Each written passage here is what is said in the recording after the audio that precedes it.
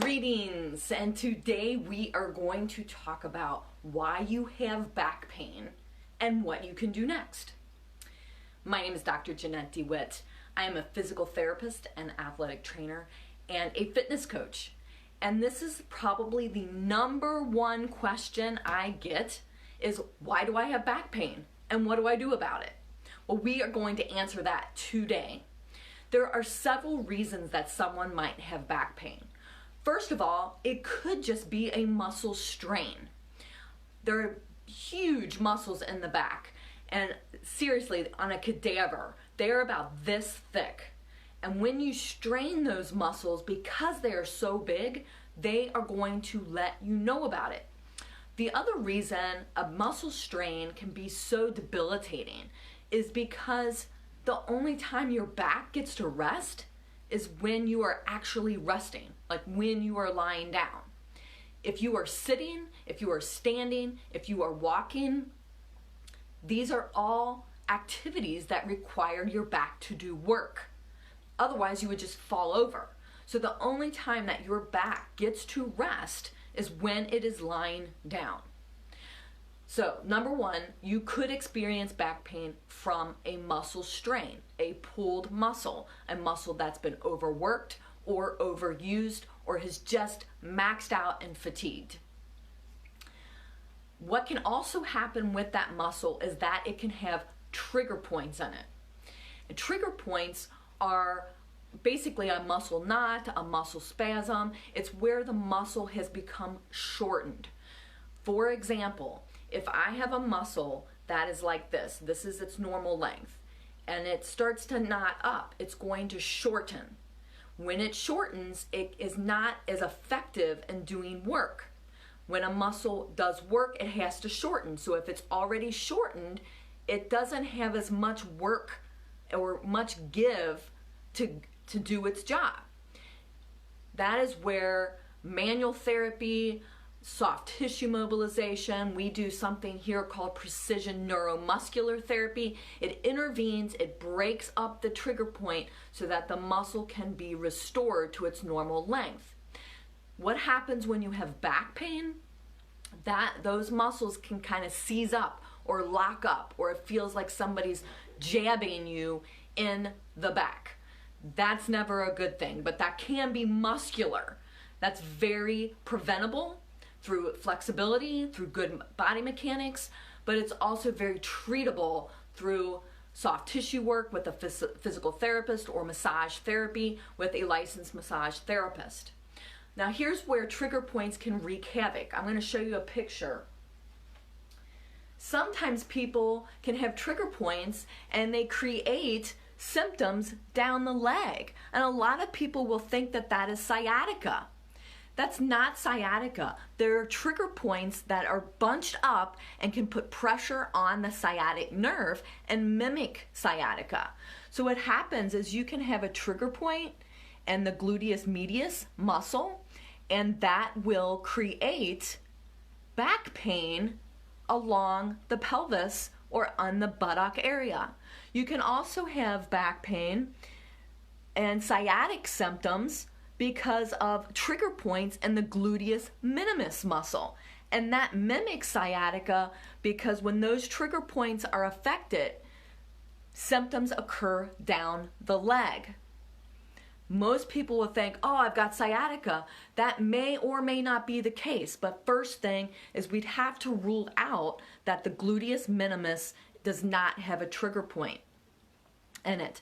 So you can see also in this diagram, trigger points into the buttock muscles, like the gluteus medius, like the gluteus minimus, send symptoms into the buttock region and down the back of the thigh.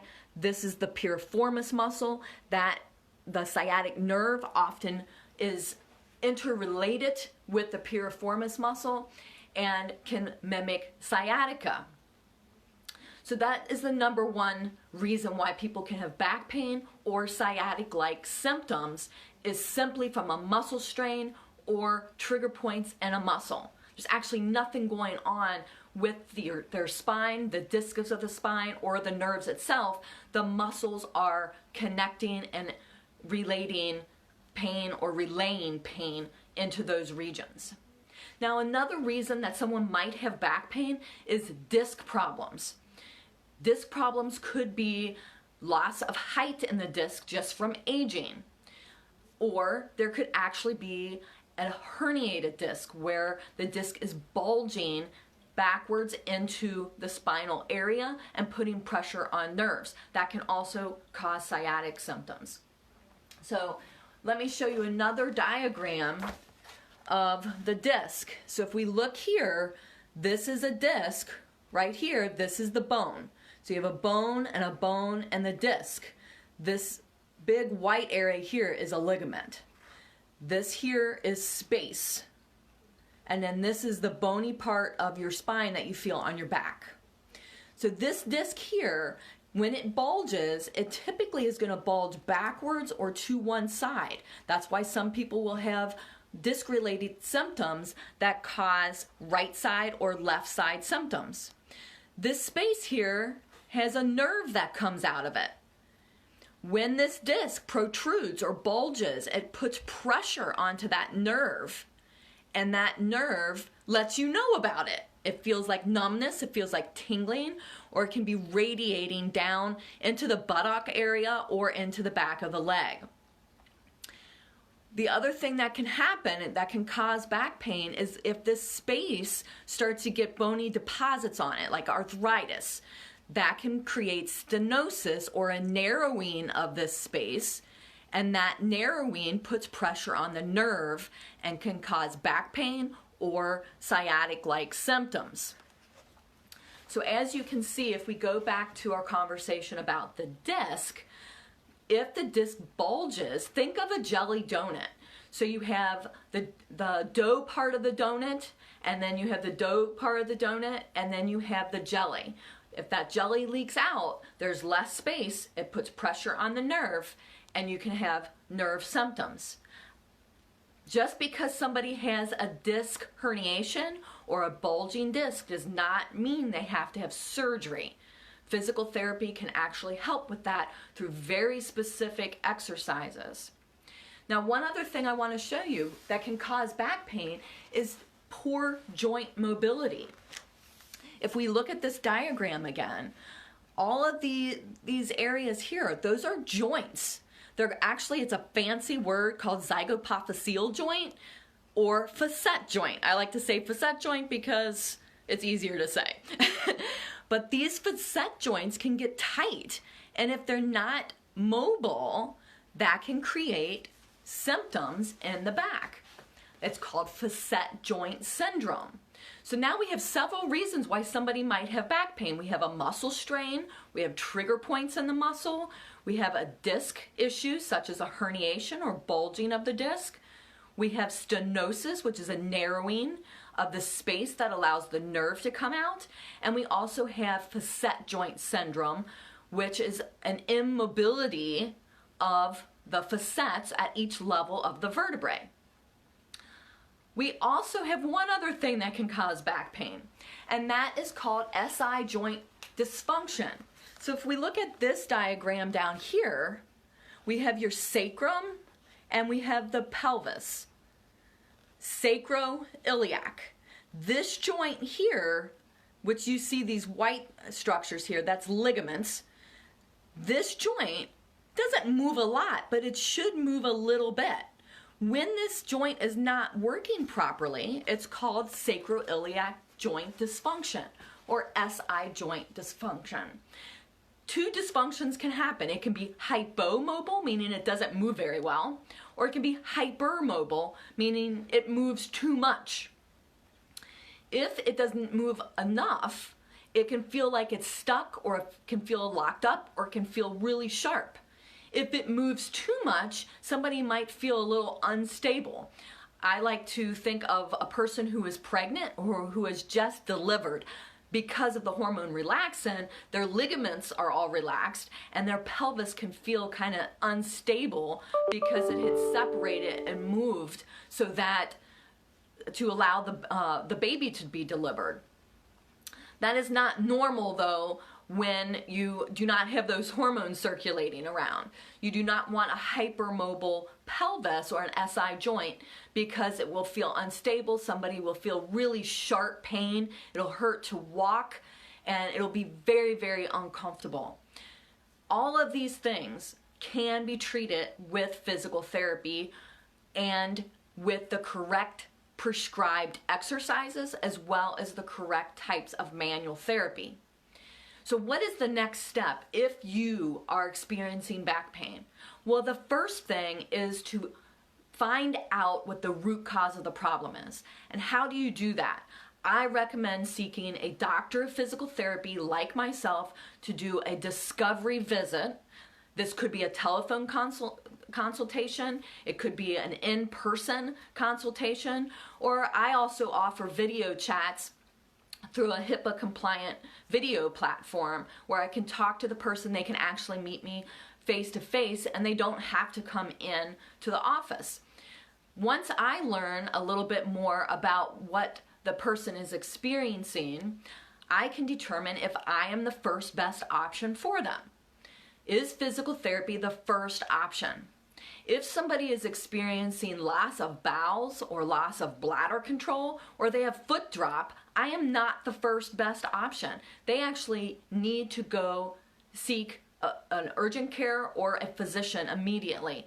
Those three things, those three symptoms, loss of bowel or bladder and a foot drop, are medical emergencies. I am not the best person at that time. If you are not experiencing those three symptoms, I more than likely can help you immediately. And that's where I would recommend a full evaluation with a physical therapist to prescribe the correct treatment based on what the tests reveal in the evaluation. There are multiple tests that I conduct during an evaluation to determine what the root cause of the problem is. Based on those tests, I can determine if somebody has a muscle strain, if they have trigger points, if they have disc pathology, such as a herniation or a suspected herniation, if they have stenosis or possible stenosis, if they have piriformis syndrome, which is a specific muscle strain or trigger point of the piriformis muscle that creates sciatica. I can also determine if they have SI joint dysfunction. I can determine if it's hypermobile. I can determine if it's hypomobile.